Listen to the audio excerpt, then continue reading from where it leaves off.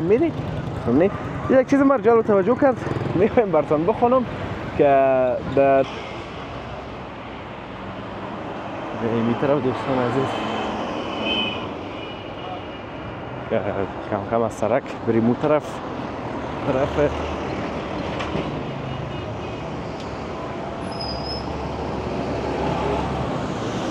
پل آرتل از سرک بگذاریم دوستان عزیز. اون طرف هم چرخ فلک و چیزا را که میبینید دوستان عزیز مربوط پارک شهر کابل میشه. البته دوستان عزیز نامش پارک شهر و نامشان نامگذاری شد. پل آرتل دوستان عزیز، آرتن بعضی ها برش میگن و نامای مختلف داره. کلا این پل دوستان عزیز به خاطر از اینکه شکست کرده و یکی از آبده های تاریخی از دیگه دوستان عزیز نمیخواین که از دستش بتن، به همین خاطر دوستان عزیز مسدود شده و رفتار موتر ممنوع هست. فقط این موتورسیکلات دوستان عزیزیان به خاطر تفریح می اینجا که سلام و درود نثار تک تک شما عزیزان، انشالله که خوب صحتمند باشین. دیگه دوستان عزیز در جاده اسمایی شهر کابل هستیم. ما پیش یک موتور پرسان که چه من حضوری یا دیگه گفتن فهمیدی فهمنی. یک چیز ما جالب توجه کرد میخوایم براتون بخونم که در ناسم و رواجون او د مخنیه و پهر د امیرالمومنین حفظه الله فرمان لمره ماده 11 فقره دیگه دوستان عزیزم فارسیش براتون میگم. کسانی که قدر پشتو بلد نیستن میگه به نام مهر علاوه بر شیرینی تویانه و خوخی پنام دفترکن لخوه او ید نور و رواجونه به نوم پیسه اخیستل جایز ندی. دوستان عزیز بسیار مرجع توجه کرد گفتم بیا که در ویدیو براتون بگیرم. حالا یک قانون شده دیگه دوستان عزیز که به نام تویانه نمیفهم، به نام ازی و ازو نمیفهم دیگه، این چیزا پیسه گرفتن ممنوع هست و کار کنین که نکاح آسان شوه و دو نفره که دیگه دوستان عزیز بر سر زندگی خود میرن مشکلات قرضداری و قرض از این چیزا را نداشته باشن. دیگه واقعا جلال توجه بود دوستان عزیز برای من باشه با شما نشان بکن. دیگه قانون بود دوستان عزیز، قانون بود که دیدنش قانون فقره چندم ماده 11 مش فکر کنم دوستان عزیز نوشته بود. مقصد هر چی که بود دیگه که به نام تویانه به نام نمیفهمم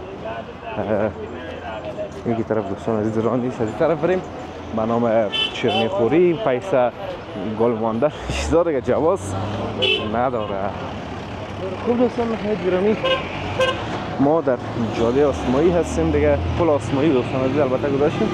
خوب دوستان عزیز در نزدیکای پل آرتل شهر کابل هستیم. در پل آرتل هم تو میبینیم کم کم و میریم با طرف جاده آسمایی. از ساخت ساز جویشیر هم دیدن میکنیم، اما تمامش دوستان عزیز در این ویدیو نیست. در ویدیوهای بعدی همچنان منتظر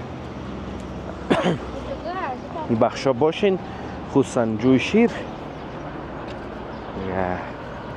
بریم ببینیم که واسه چقدر بازسازی شده و چقدر کارش پیش رفته.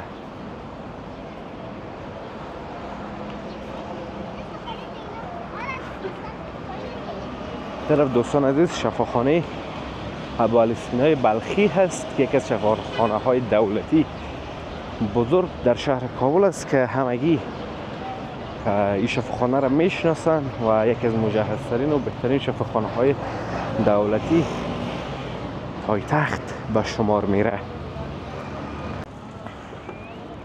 طرف هم دوستان عزیز دست فروشا هستن که اینا بولانی میپزن و طرف هم این یک جای کار کرده چای میفروشه یکی از دوستای دیگه. اینا تو میریم به پیش.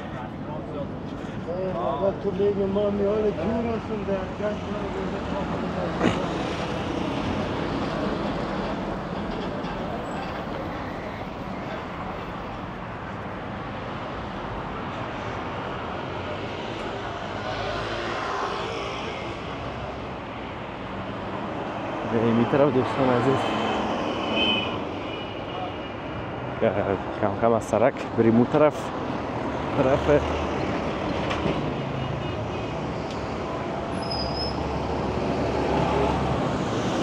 پل آرتل از سرک بگذاریم دوستان عزیز.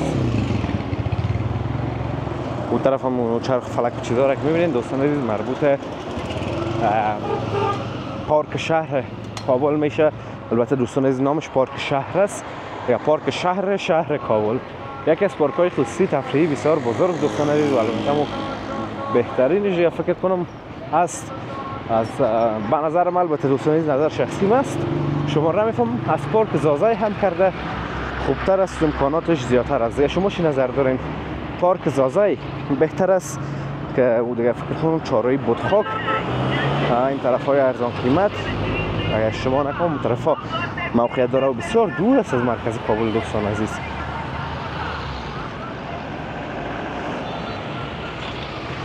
این طرف هم دریای کابل از دوستان عزیز که دسترسی میبینید و این هم پل آرتل دوستان عزیز. آرتل یکی از معماران آلمانی بود دوستان عزیز که یکی از ساختمان ها را در افغانستان بنا کرد. طرف هم دوستان عزیز موتر آمبولانس است. نمیفهم که چی گپ است دوستان عزیز، هر چیز که است دیگه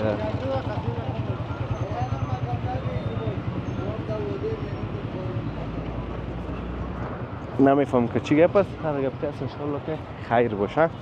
خب دوستان درباره آرتل کارتن گپ میزدیم که اگر اشتباه نکنم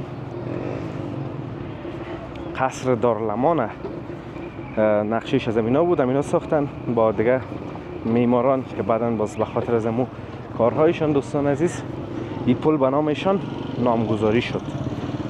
پل آرتل دوستان عزیز، آرتن بعضی ها برش میگن و نامای مختلف داره. کلا این پل دوستان عزیز به خاطر از اینکه شکست کرده و یکی از آبده های تاریخی از دیگه دوستان عزیز نمیخواین که از دستش بتن، به همین خاطر دوستان عزیز مسدود شده و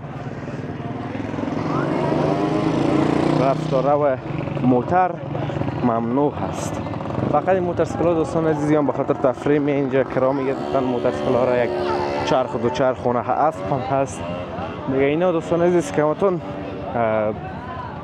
چی میگن اینجا فعالیت دارن و بس خلاص موتر اجازه نیست طرف پل توسط آهن دیگه توسط موانع آهنی مسدود شده. طرف هم دیگه دوستان عزیز ام البلاد واد هست که در تصویر میبینین و همچنان دوستان عزیز پارک شهر که براتون گفتم. طرف دوستان عزیز دیگه یک ذره هفته و هست. نه دوستان عزیز کابل چون امروز قدر فرصت هست، یعنی نه صبح است نه چاشت است که بگوییم در چاشت آمدیم، طرف های دیگر از دیگه تقریبا دوستان عزیز اما بسیار فرصت هست. ما هیچ وقت کابل قدر فرصت ندیده بودم و ندیدیم بغیر از روزای رخصتی. در قسم کابل تو بیرنگ و بیرخ است کلا.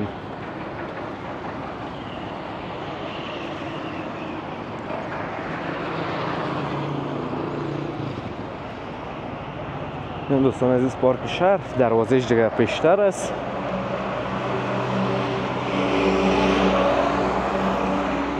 از این طرف میریم دوستان عزیز که آفتاب اذیت ما نکنم. ببریم دوستان عزیز سرک بگذاریم از اون طرفتر از پیاده رو بریم اون طرف. پیاده روش سبزتر هم است، سایه هم است. سرک بگذاریم که موتر نزنیم آره.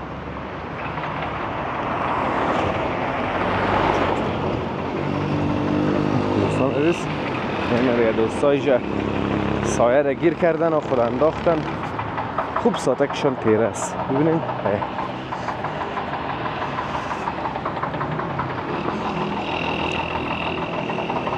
این دوستان عزیز مرحبا رستوران تو پارک شهر کابل. خوب دوستان عزیز امیدوارم از ویدیو خوشتون آمده باشه، ویدیو لذت برده باشین، ویدیو را لایک کنین، در کانال همچنان سابسکرایب کنین تا ویدیوهای بعدی همه تونه به الله متعال پاک و بی‌نیاز میسپارم. روزگار خوب و خوش داشته باشین و در پناه الله متعال باشین. الله حافظ و مددگار همه تان.